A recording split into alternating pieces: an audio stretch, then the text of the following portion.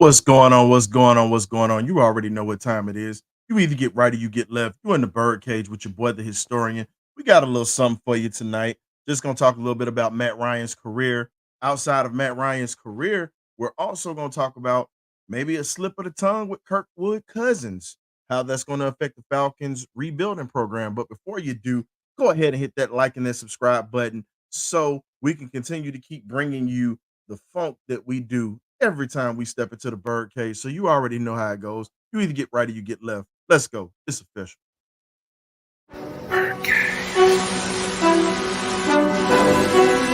Okay, y'all, this is it.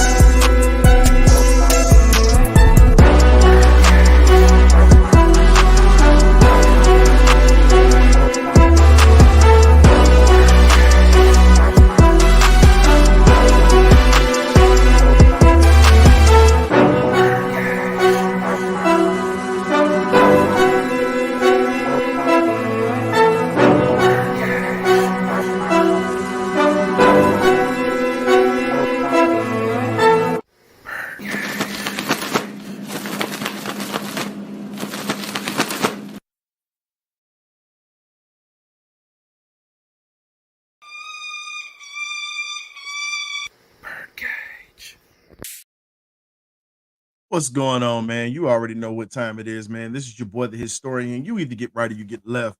We in the building tonight, just doing a little something. Nothing too fancy. I just wanted to stop in. This wasn't scheduled today, but just do a little something just to talk a little bit about what's going on with the Falcons. So would love for everybody to go ahead and hit that like and that subscribe button on your way into the cage. But if you don't want to hit it now, you don't have to. Go ahead and make sure you hit it on the way out, though. But getting to it, man, let's talk about it. The legendary Matt Ryan retires today, comes back to Atlanta right where his career started. This is one of those things where you sit back and you say, man, a guy plays 15 years in the league, has a hell of a time, just being one of the most productive quarterbacks in the league. Regardless of how you feel about him in Atlanta, you can't deny the man was the best quarterback that we had in the organization. Period. His numbers show that. Not even just his numbers, the way that he won consistently. We've never had anyone to actually produce as much as this man. And he had a job for 14 years in Atlanta. I'm just saying, how can you argue with greatness? When you look at Matt, you look at everything that he has brought to the table, not just as a winner, but also looking at the fact that the man the man just knew how to win. Might have not been able to win the big game, wasn't on him. It was a whole team collective, but I believe that starts from the top down. But we're not going to sit here and reflect on that. We're going to talk a little bit about him, and then we're also going to talk a little bit about Kirk Cousins today. Kirk Cousins has always been a productive quarterback, but a slip of the tongue might have possibly cost Atlanta possibly a draft pick this year, maybe next year. But first thing we're gonna talk about is Matt Ryan's Matt Ryan's career stats. Got to pull this up for you guys. And if you look at it, for him being the Iron Man that he was and doing some of the things that he did for us, it just says enough because Atlanta was synonymous with losing. Still synonymous with it right now until we win something. But the best years came during his era. I'm a Michael Vick fan as well, just like many other people. But when you talk about relationships that you have people that are underappreciated in a relationship. It could be in your personal life, it could be in your work life, it could be in your business life. Matt Ryan was one of the most underappreciated quarterbacks that we've had, and he gave us a chance to win.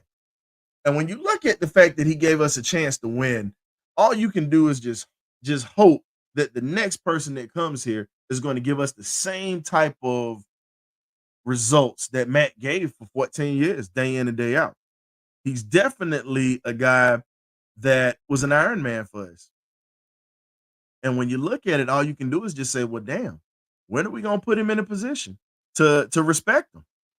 Shout out to Sports Society. Salute. Thank you for coming into the building and whatnot tonight. We see you and a few other folks out here.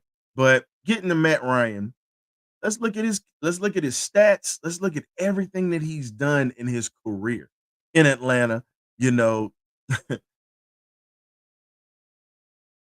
you look at the last season that he still had 3,057 yards, 14 touchdowns, 13. That was the worst year that he's had as a quarterback. With his QBR, the worst. If you look at it, Matt Ryan has played in 234 games out of 15 years in the NFL. And he's played double-digit games his whole career. He's not missed many games in his career. That's hard to say. That's including playoffs as well. So when you get a guy that can be as durable as Matt was at the quarterback position, which is the most important position on the field, and I'm a defensive guy that's saying that, it's something that you look at and you say, well, damn, this man was a pillar of health during the time that he produced. But if you look at his QBR rating, he's averaged 65%. That's literally a very good percentage for a quarterback that's played 15 years in the league. Didn't turn over the ball that much. Was very, very smart and accurate with his passes. When he first got to the league, he didn't have a howitzer, but he did have an arm. As time progressed, he became more of a precision passer. If you look at it, 381 touchdowns, 183 interceptions, and the longest touchdown that he threw for was 93 yards. He's been sacked 488 times in his career. His QB rating is 93.6. Some guys don't even have that. That's in the Hall of Fame at this point. Matt literally has Hall of Fame numbers and a Hall of Fame type career. And when you look at it, it's ridiculous the hate and the disrespect that this man has gotten over the time he was in Atlanta. It's sad because it's like, man, what can you do to continue? What can you do to continue to keep things going? Matt was in a position where he walked into an uncomfortable situation. An uncomfortable situation. He walked into it with how can I put it? He walked into it with Michael Vick's situation with him going to prison. Mike Vick, we all know the story. Fought the dogs, got in trouble, had to do time, and we paid Mike $100 million, had to give that back, and we had to go looking for a quarterback. Then we also needed a new coach. Bob Petrino flew the crew. You look at Jim Mora Jr., he's there for a short period of time. We end up getting Mike Smith, who we had on the birdcage. Mike Smith was one of those guys, as he said before, he understood that we needed a quarterback to win. He understood that we needed to have someone that's not just going to be accountable, but somebody who's going to actually, how can I put it? Somebody who's got a lot of smarts up top, but also somebody who has a chance to win. He didn't have many weapons around him at Boston College. Let's be real about this. Matt was definitely, when he was at Boston College, he was hamstring. A lot of those guys wouldn't even dunk donuts at Dunkin' Donuts and coffee, literally. And there's no disrespect to them because they played on the collegiate level, but they were not going to get to the next level if they were trying to seek employment. Now, Matt going to a school like Boston College, getting an opportunity to play in the ACC against, the legendary Bobby Bowden before he ended up retiring, and going through a few things and showing that he could play at a high level. A lot of people were skeptical about him, but his first touchdown pass literally gave us a small window into things to come because he took shots. He wasn't afraid to go downfield and he wasn't afraid to win.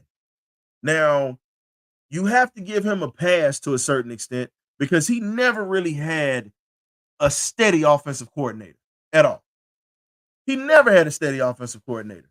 And when you look at Matt, all you can say is, well, damn. When you don't have a steady offensive coordinator, how are you going to be able to be consistent? How are you going to be able to win?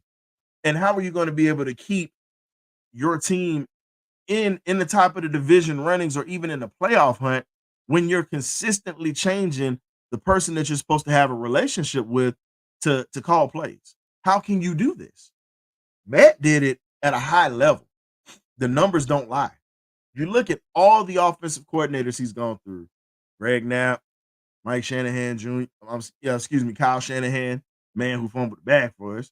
And then you look at the fact that he went with Steve Sarkisian, and Greg Roman. He's had quite a few types of offensive coordinators, and if you ever look at it, he's never gone more than 2 seasons with an offensive coordinator during his whole time he was in Atlanta. A good 3 years. You look at that. And you look at how it's consistently changing. If anybody's ever been in the military before, you understand that there's a such thing as a turnover rate every 3 to 4 years.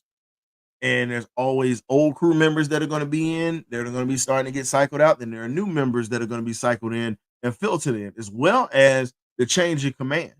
So when you look at it, it's always an evolving business, just like the NFL. NFL is always an evolving business. What have you done for me lately? NFL stands for not for long. Matt Ryan played 14 years in Atlanta.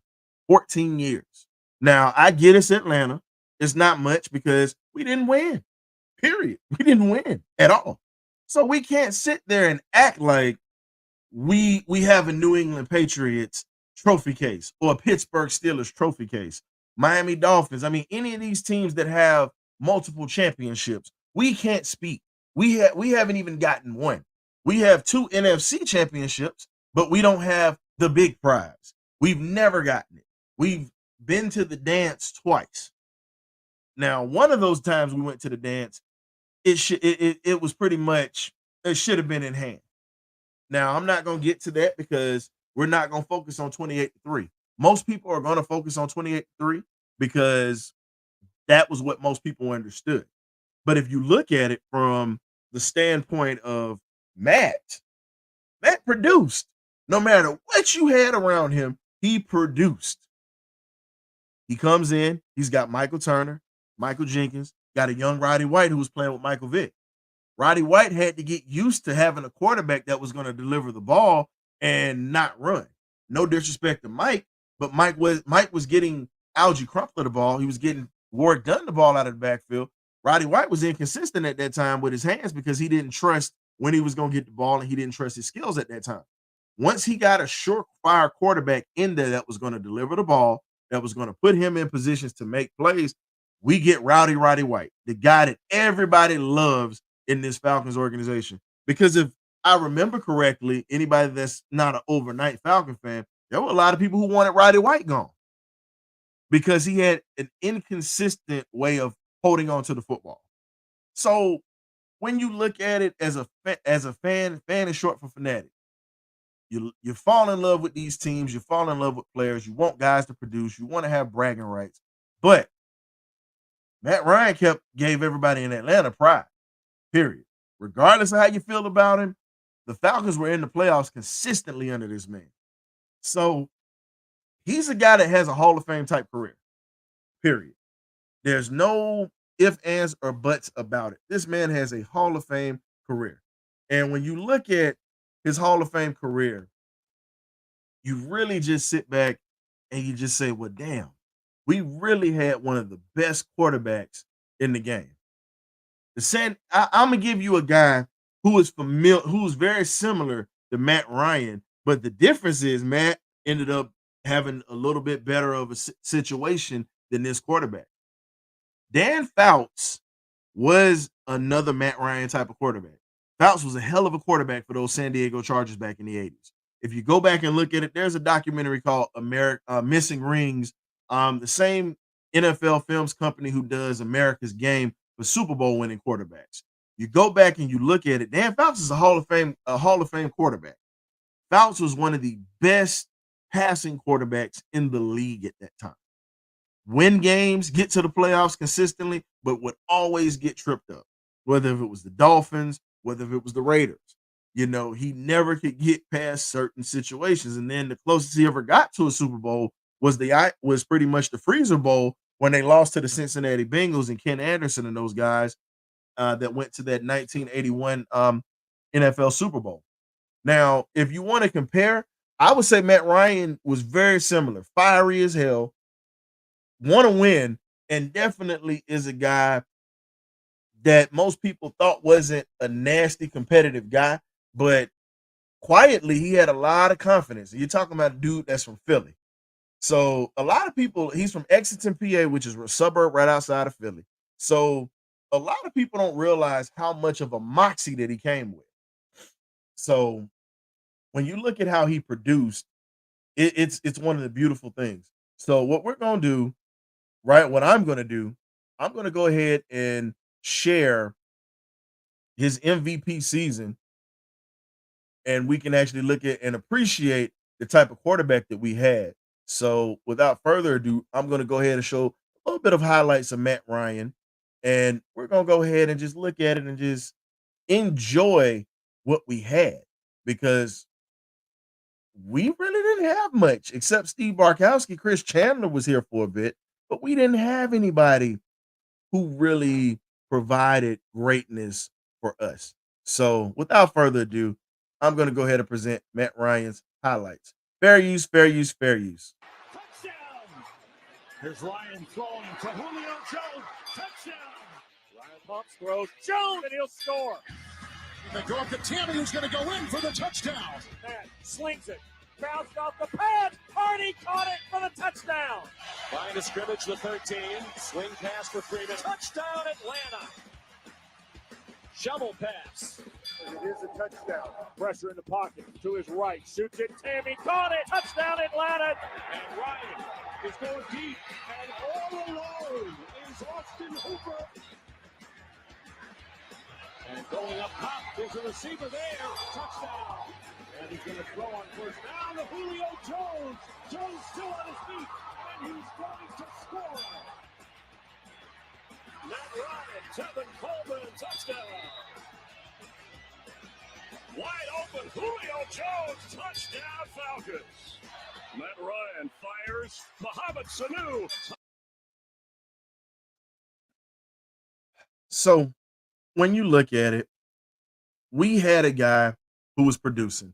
Now, granted, that's his MVP season. I showed some of the clips for that. But you look at how his release was there. He got the ball out of his hands real quick. Then you also look at the fact that he spread the football around to his playmakers and he made guys better.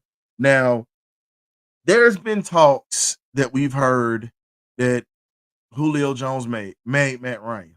Let's be real. Matt was producing before Julio got here.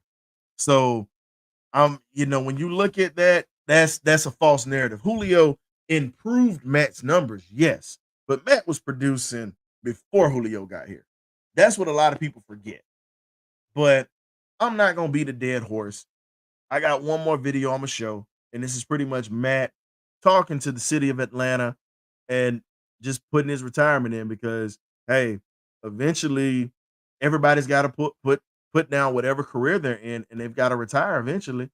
So when you look at it, it's it's a tough thing. It's a tough thing to deal with, but he's going to move on. He's going to do great things. I expect him to have a role in the Falcons organization in the future.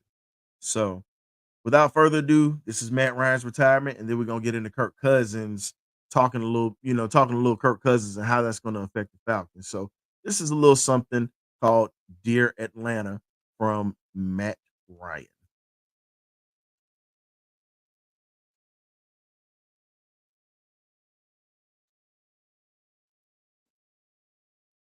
Fair use, fair use, fair use. April 26, 2008. My lifelong dream came true. Ever since I can remember, all I ever wanted to do was play professional sports. And on that Saturday in New York City, the Atlanta Falcons gave me that chance. Thank you to Arthur Blank, Mike Smith, and Thomas Dimitrov I think he made the tough choice, not the easy for making that dream of mine With the third a reality. pick in the 2008 NFL Draft, the Atlanta Falcons select Matt Ryan, quarterback. That first season was special. I learned quickly from veteran teammates like Todd McClure, Keith Brooking, Ryan Finneran, Lawyer Malloy, John Abraham, and a whole bunch of others what it took to be a true professional.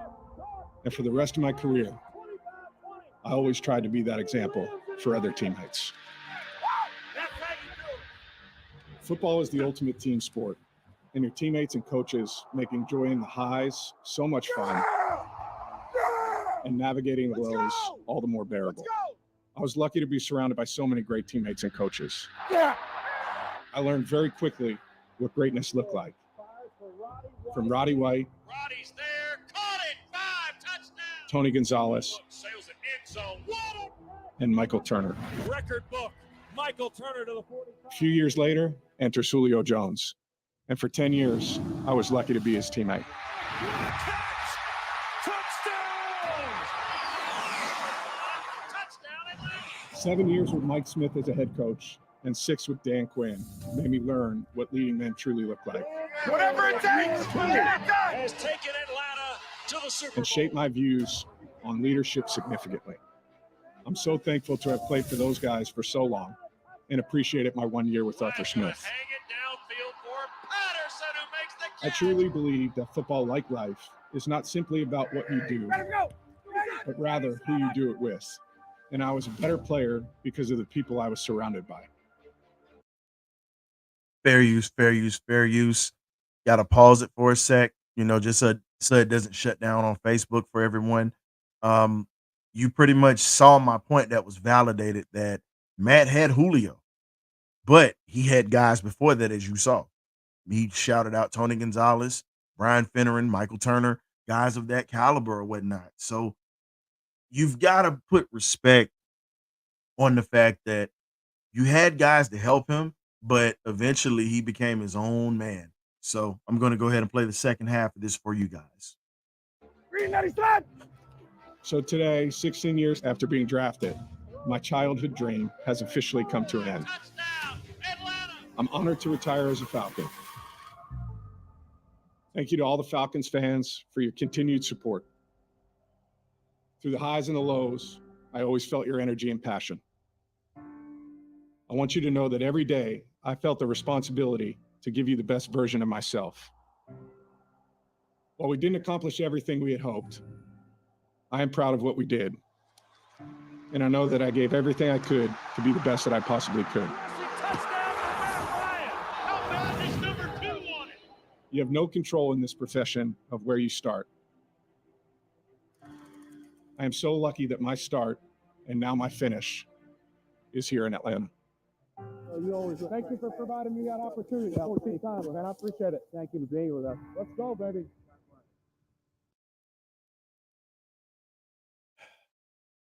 Matt was one of the classiest Falcons we ever had. Period. Even when he was traded off, he was still classy, and he still represented the A and did it at a high level, even when he wasn't here.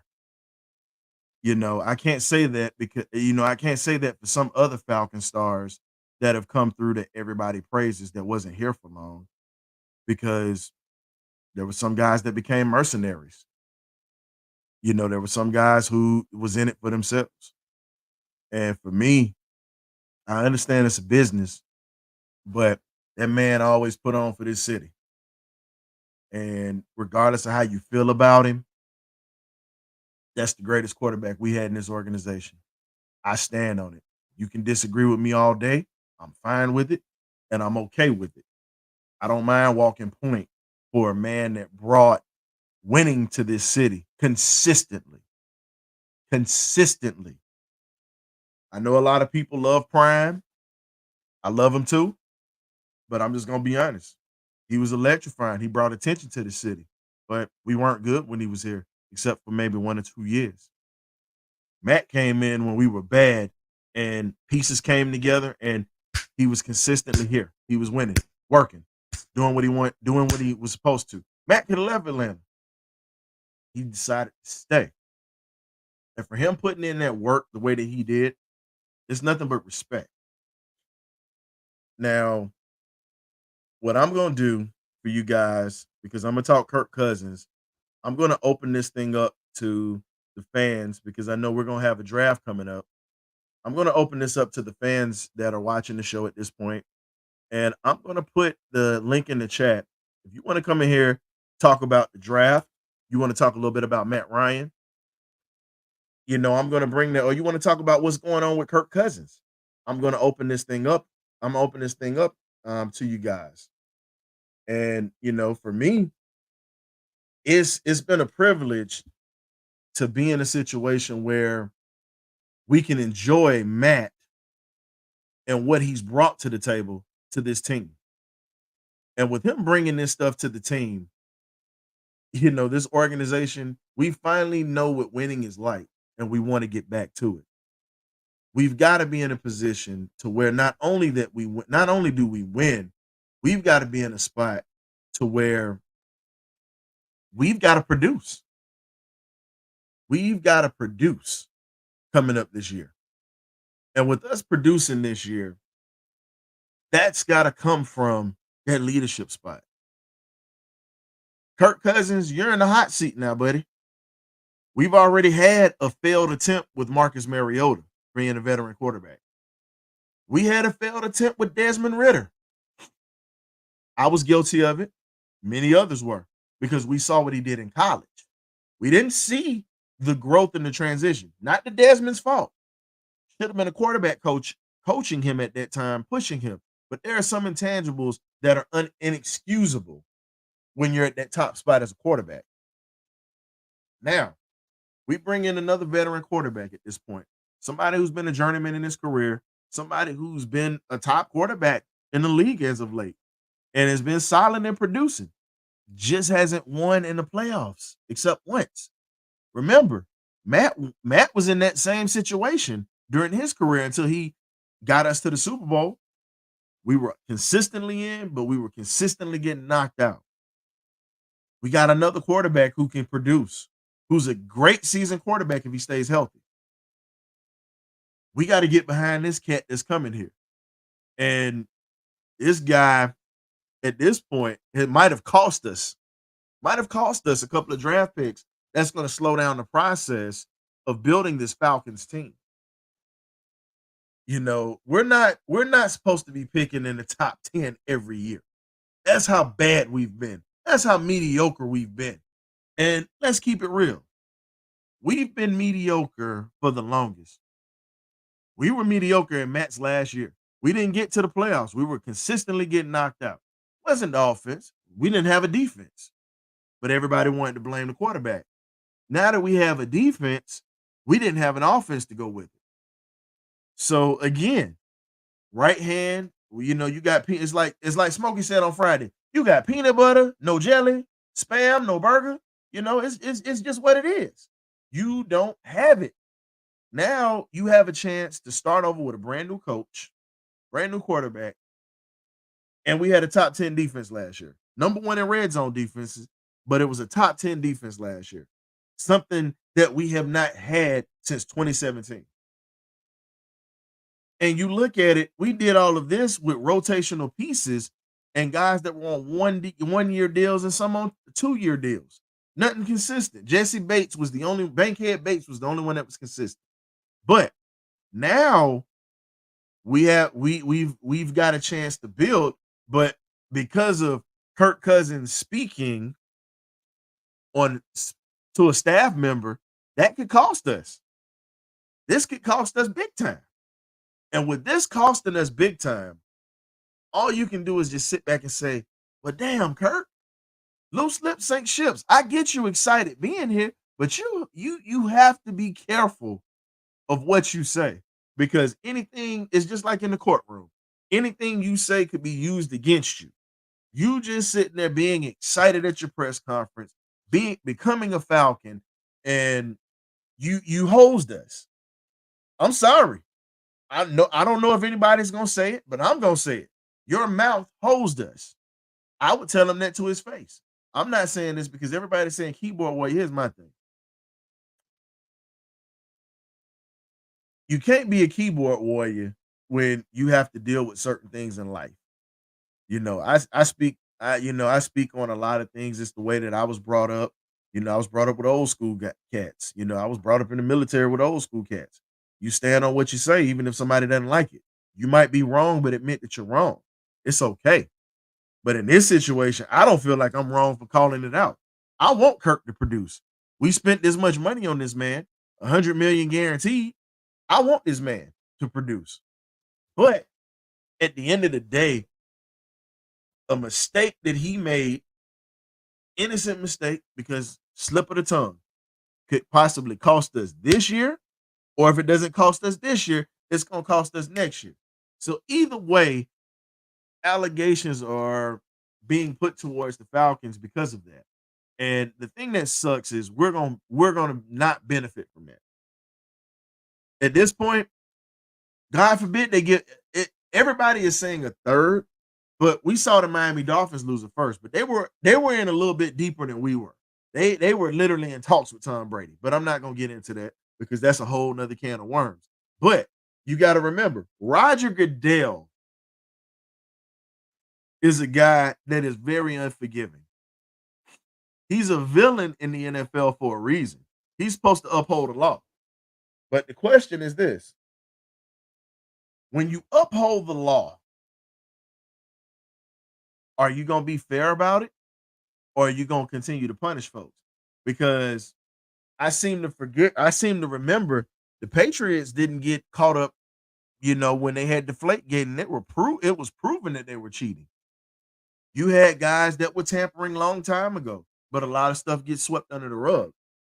I get Atlanta is not a beautiful team. It's not a favorite to the NFL. It's not a darling to the NFL. But we here. We're here. Falcon fans are here. This organization ain't going nowhere. So you're going to have to get right or get left, like we say here in the cage. And you're going to have to deal with us. So looking at it, the only thing that we can do now is hope that Kirk Cousins can produce. Because if we lose out on the eighth pick, it could possibly cost us with an edge rusher, a top edge rusher, or a top quarterback.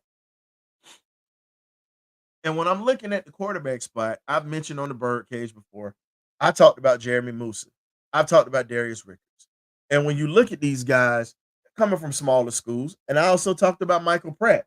I don't think Pratt's going to be around that long, but I think you can get him in the lower rounds. And Jordan Travis is a guy that I would look at. If you can't get anything at 8, you've got to start looking at different opportunities of being able to bring in guys that you might not be high on, guys that you might not, that the typical fan doesn't know about, and your scouting department has done a hell of a lot of research. You already got Kirk Cousins. My thing is, whoever you bring in at this quarterback spot, let them sit. 2 years guaranteed. You're going to sit for 2 years. We obviously see what it did for Jordan Love. 3 years sitting behind Aaron Rodgers. You're learning how to become a professional. You're learning the playbook. And there would not be a drop-off with a guy that's coming in that sat for some time. Jordan Love was making plays, but it didn't click until the middle of the season. It clicked. He was making plays, and he still wasn't comfortable. Jordan Love is going to be one of the most dangerous quarterbacks in the league because of it. Because of it.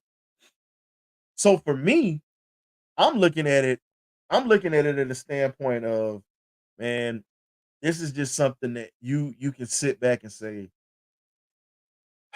I just, all you can do is just say, well, I can trust the process, trust what these guys are bringing in, because they found some jewels. Because the Falcons hit on the Falcons actually hit on top players in the third, fourth, and fifth round. You look at DeMarco Hellams, he was a seventh round draft pick. DeMarco Hellams has been a menace in the secondary.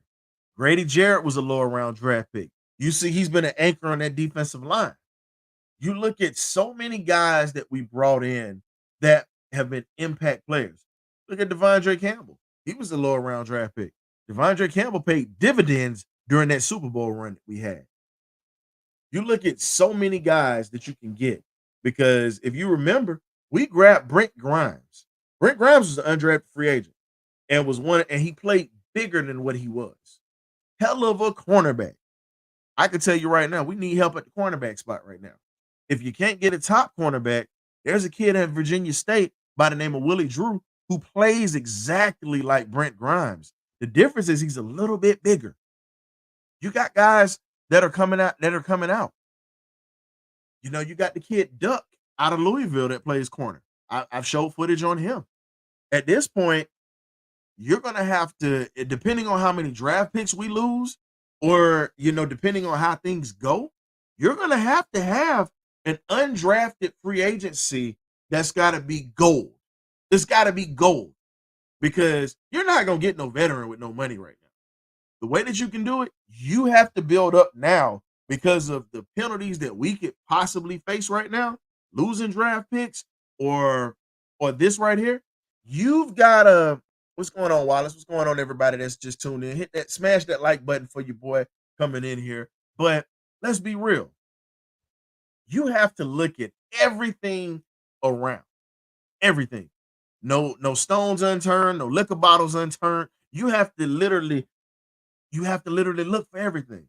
Because at this point, this little mistake can stop a lot of the momentum that we've had in this offseason. But just because it could possibly stop it, if you look at it from the glass being half empty, or you can look at the glass being half full and say, okay, well, this is where my scouting department comes in. And with my scouting department, I have to be able to fill the needs of the Falcons. The way that I fill the needs of the Falcons, this is where you do your homework. This is where you get the guys that are the non-popular picks. This is where you get your jewels out of the UFL. This is where you go overseas to the German Football League over in Europe to go grab guys. You go to Canada and you start pulling guys. This is what you do. But again, all I can say is you have to prepare for the worst. And this was something I've learned a long time ago. You know, when you look at life in general, you always are positive. You always are hoping for the best. But for most Falcon fans, the mindset is just it's a double negative. So with a lot of Falcon fans, it's what have you done for me lately? And there's not much that many people can just say, oh, well, we got this, we're doing this, and blah, blah, blah, blah, blah, blah, blah. I look at it from a standpoint of, hey, this is where your scouting department comes in. I've been preaching this for the longest. And I've said that you've got to be in a spot to where you have talent talent scouted on top of talent. So in case you don't get what you want, you could get something that's just as good or even it might not have the name, but it's kind of like this. Best way I could describe it is you got Fruity Pebbles, and then you got the dollar store brand of Pebble Flakes. Same coloring, pretty much different box. Comes from a different company. It's not a Post cereal brand. You're getting an off-brand cereal, but you put it in a bowl the same way. You put milk over it, and you eat it.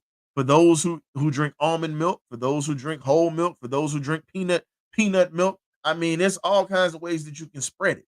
But you might not be able to get the name brand stuff at this point. You want to get it because you're in a position to get it. But if you can't get it, you gotta survive. You gotta eat. Here's the thing. If you've ever been hungry before, and I don't know everybody's situations, some people grew up where they had to fight for their meals. Some people grew up where they didn't have to fight for anything. They just walked to the refrigerator and it was always food there. Then you have those who understand what it's like to struggle. The Falcons have been an organization that have been the struggle. We open the refrigerator and we're looking to get some food. You open that refrigerator hoping that you can get a sandwich, but you might have to make a wish sandwich. You wish you had some meat. You wish you had some peanut butter, but you got bread. That's all you have. But it's gonna suffice you. You eat your bread, you eat your makeup, you eat your wish sandwiches, you might have your syrup sandwiches, things like that. It's the Falcons literally have been an organization just like that. You want the top brand stuff, but guess what? You get the complete opposite. We luck up and we get great players. Period. We get a lot of great players that come from different places. But the question is, when are we going to be able to hit on and get great players, multiple great players consistently? Just like buying groceries. You're buying groceries every 2 weeks or maybe every 3 weeks. Some people stack up to where they're not buying groceries like that, but they have to get the essentials, your eggs, your bread, your milk, your water, your Kool-Aid, things like that. I'm just throwing it out there. It's just like the Falcons. They have to get consistent with the grocery list. Period. You don't want to go hungry. Period. You don't want this fan base to keep starving. You got to start feeding this fan base. You've got to start planning for the worst. I think Terry Fontenot has done a great job on bringing in talent. Period. He's done a great job of bringing in talent.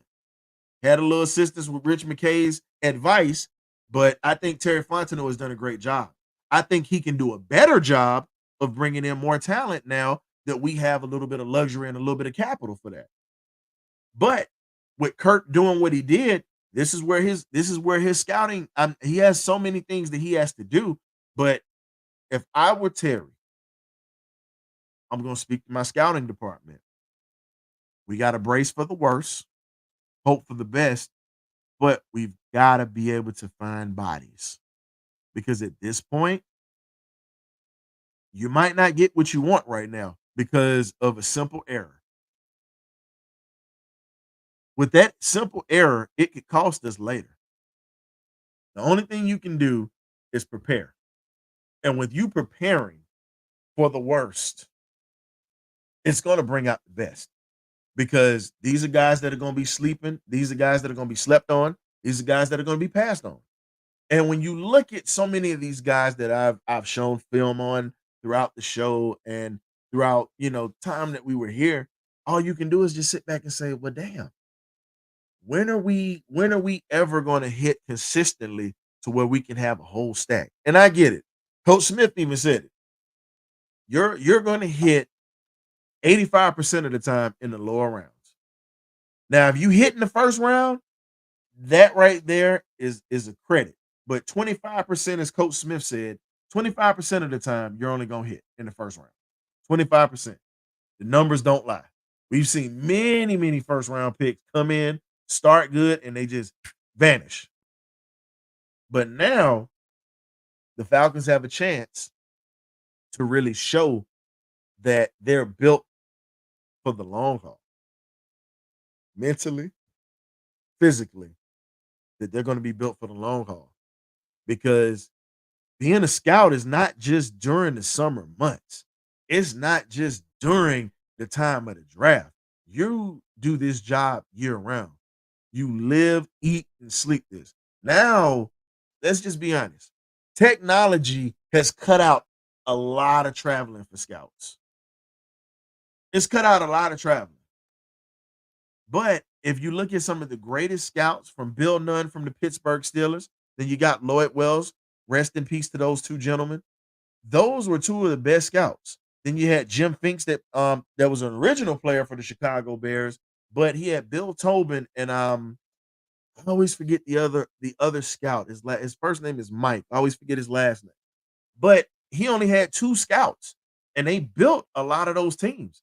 Lloyd Wells and Bill Nunn, they, at the time, when you look at a lot of the players that Bill Nunn brought in Pittsburgh. I'm gonna give you this here: Joe Green, Jack Ham.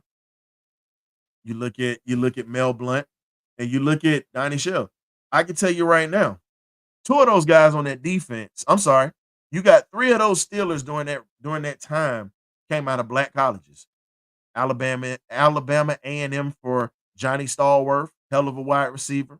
Took too long to get in the Hall of Fame, if you ask me. Then you had, like we said, Donnie Shell, South Carolina State, and then you had Mel Blunt, who was one of the greatest cornerbacks. And I tend to say it was better than Dion because the man had a rule named after him. You can say what you want. Mel Blunt was a shutdown corner. Bump and run was nasty with Mel Blunt, period. And he came out of the Southern University. I put pride on that, but I gotta show Delaware State a little love today. But you know what my heart is with them Southern Jags. But if you look at that, a lot of Pittsburgh's teams during that time were filled with a mixture of guys coming out of Division II schools, and then a lot of them coming out of HBCUs. Because Ted Bradshaw came out of Louisiana Tech. Jefferson Street Joe Gilliam came out of Tennessee State. If you look at it, Lynn Swan came out of a big time school out of USC, of course. You look at Randy Grossman. He was a tight end out of Temple. You look at that Kansas City Chiefs team that Hank Stram was coaching. Majority of those boys came out of Grambling, Southern, Texas Southern, Prairie View, and you look at it. It was only one white dude on that defense, and that was Jim Lynch. Only guy. And EJ Hollop ended up was a rotational piece. That whole Chiefs defense was all black, and they all came from the small black schools in the South. So when you look at it, you have to have a great scouting department that's willing to step out, that's willing to go to different places to see talent with their eyeballs, not just on the screen. You seeing it in person. It's a difference when you can sit in person and watch what a guy can do opposed to just looking at his film. Anybody will tell you that. Your eyes never lie to you. But we have a solid scouting department. I'll give it to them. They're solid. But I still don't trust them. I got to see better results. I'm hard on it when it comes to that because it's easy to see the guys that are on ESPN all the time. It's easy to see the guys that are playing on TV. When are you going to start looking at the guys that aren't on TV? When are you going to read the newspapers?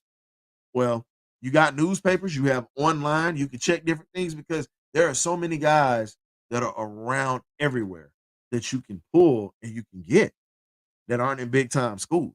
Because if we can't get into these big time players, I'm going to always say, start looking at these schools where guys are dominant. But all I can say is we definitely can't wait for this draft on Thursday. We have a hell of a show coming to you guys. Myself, magnificent Birdcage crew's going to be in here. And what we're going to do, we're going to open it up to you guys. You guys are going to be able to come on to the show with us and chop it up with us during the draft. Talk about what you like about the picks, what you don't like. If the Falcons decide to trade back, if they lose their pick, we're going to have it all for you guys. Because here's the thing. We're going to talk Falcon football, but we're also going to talk about a lot of the players that are coming through the draft because this is a talent-ridden draft. And if you're a football fan, we're going to talk football. We focus on the Falcons. This is straight Falcon football. But what we're going to do to stay entertained, because if you're a fan of the game, you're a fan of the game. You're going to appreciate talent wherever it is.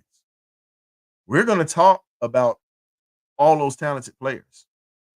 So I can't wait. I've been licking my chops. I've been quiet.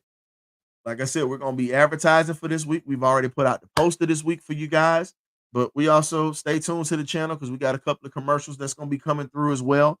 And again, we definitely want to hear from you because without you, we have no show. And we appreciate you guys for supporting us, just like the other content creators out there that also support us out here. Shout out to my guys over at WeHawks TV, A1 Sports Forever, Berto 95 North Sports. And then you got Smitty Smith's Time Machine, my guy.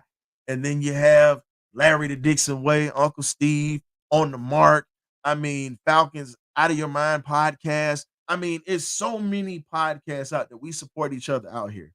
So I know I'm going to probably end up popping into maybe some other drafts, even though I'm hosting one, just to show face because at the end of the day, We all support this Atlanta Falcons team at the end of the day.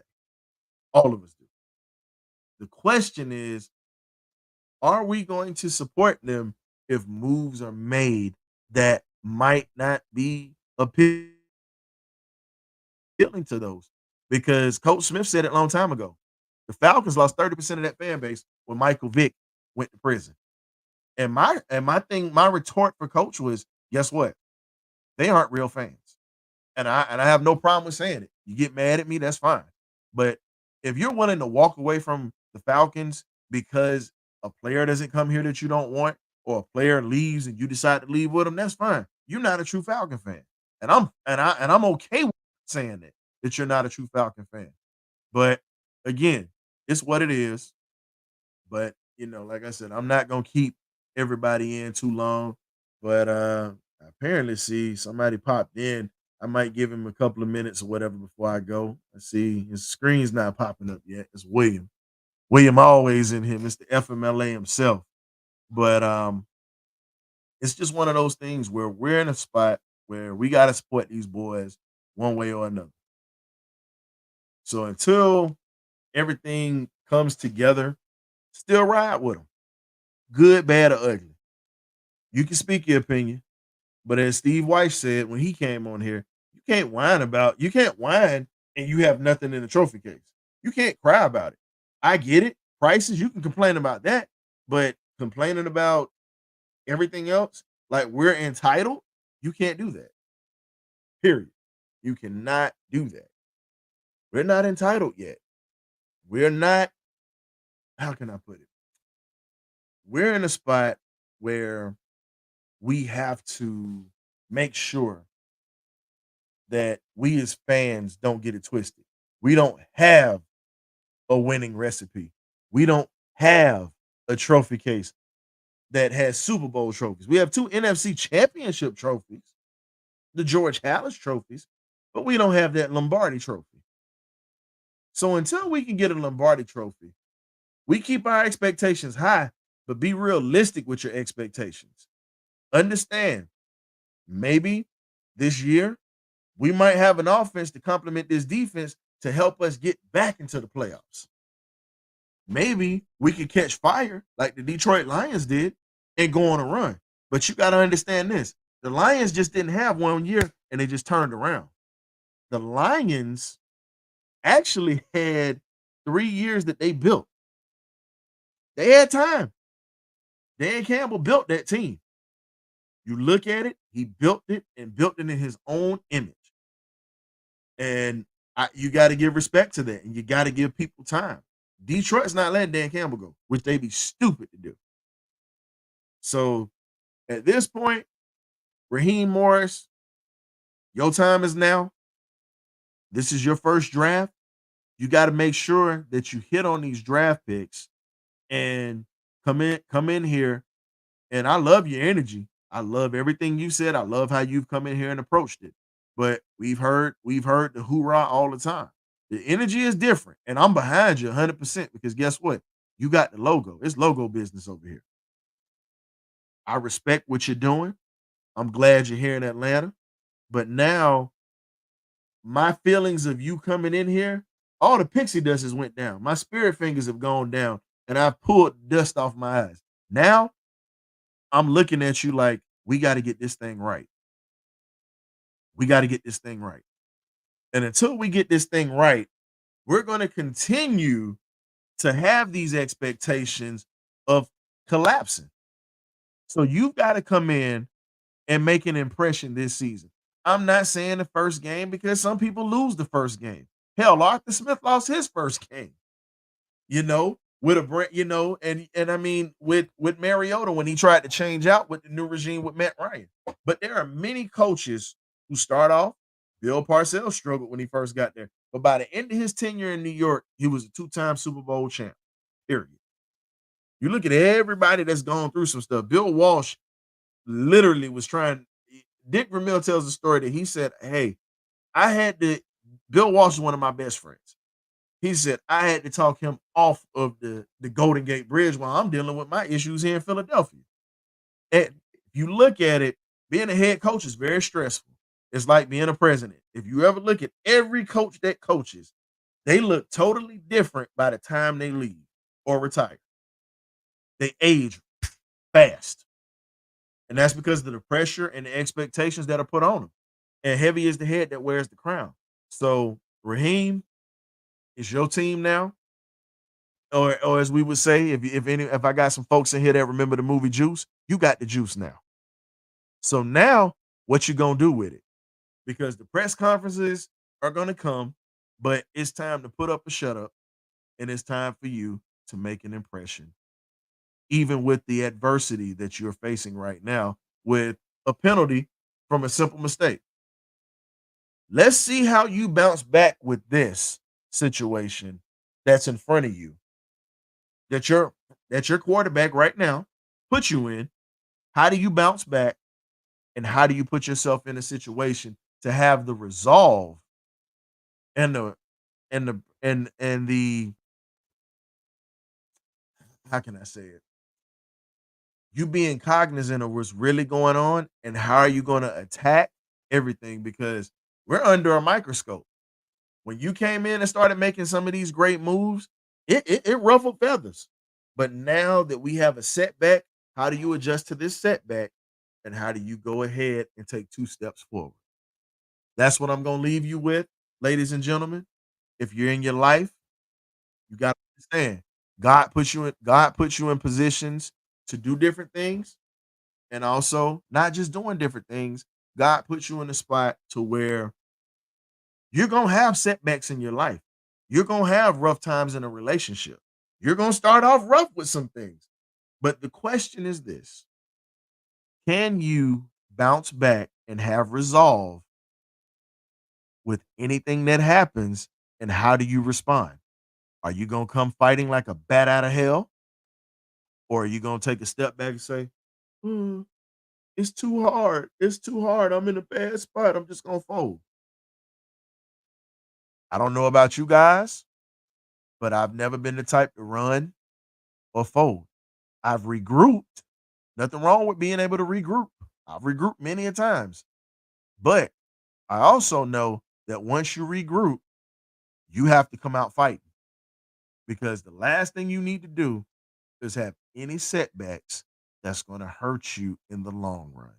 So be cautious of what you have out here in this life, just like Raheem Morris has got to be cautious. And if you're going through a setback right now, take a step back, regroup, and understand that every day you wake up, you got a chance and a choice. I'm the historian. You already know what it is. Go ahead, hit that subscribe button on the way out for me. William, I'm sorry I couldn't get to you, my guy. Your screen wasn't popping up, and I'm just looking, and it's just I don't see your face on that. But we're definitely gonna get you in for the draft with us. So check us out Thursday, 8 p.m. You know how we get down. You either get right or you get left. Hey, hit that like and subscribe button one more time for your boy. I'm the historian. I'm out. Peace.